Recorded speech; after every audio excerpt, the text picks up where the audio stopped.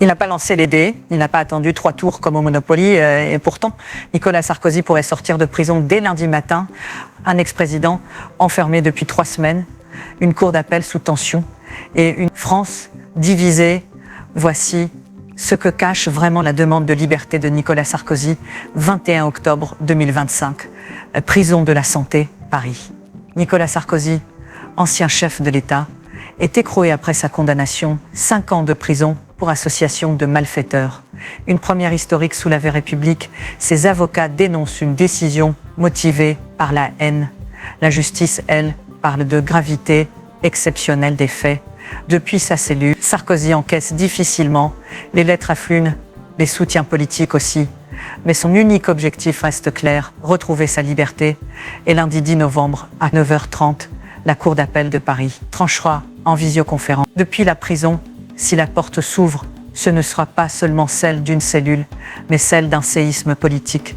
Sarkozy a été condamné pour association de malfaiteurs. Selon la justice, il aurait laissé ses collaborateurs chercher des financements en Libye pour sa campagne de 2007. Une affaire tentaculaire, mêlant argent, politique et relations troubles avec le régime Kadhafi. Son incarcération a choqué. Même ses adversaires politiques parlent d'un moment dur pour la République. Dès son arrivée à la Santé, la défense dépose une demande de mise en liberté, motif aucun risque de fuite ni de destruction de preuves. Et selon plusieurs sources judiciaires, la Cour pourrait se montrer clémente, libérer son bracelet ou assigner à résidence. Le scénario reste ouvert. La France est coupée en deux pour ses soutiens.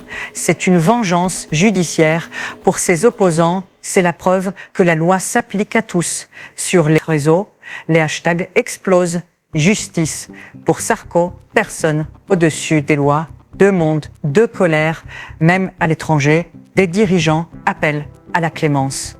Le président bulgare, Rumen Radev, a même parlé d'un signal inquiétant pour les démocraties, mais pour beaucoup, cette affaire n'est pas celle d'un homme, c'est celle de la confiance dans la justice française.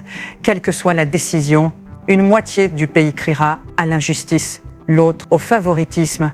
Article 144 du Code de procédure pénale, la détention n'est légale que si elle empêche la fuite, la récidive ou la pression sur les témoins. Autrement dit, si un bracelet ou un contrôle suffisent, il doit être libéré. Les juges devront choisir entre symbole et procédure. Le symbole, la République forte, qui traite tous les citoyens de la même façon. La procédure, la rigueur du droit, appliquée sans émotion. Si Sarkozy sort, ce sera sous conditions strictes, probablement avec interdiction de contact avec les coprévenus. Mais cette image, celle d'un ex-président quittant la Santé, restera gravée. Liberté sous contrôle ou justice sous pression, c'est le dilemme du 10 novembre. Alors, Nicolas Sarkozy, bientôt remis en liberté. Question, tout dépend de quelques juges, d'une salle d'audience et d'un pays divisé. Lundi, 9h30, la France retiendra son souffle. Une porte s'ouvrira ou se refermera, mais dans les deux cas, un signal sera envoyé au monde. C'était l'actualité mondiale, sans filtre. Abonne-toi pour plus de vidéos d'actualité.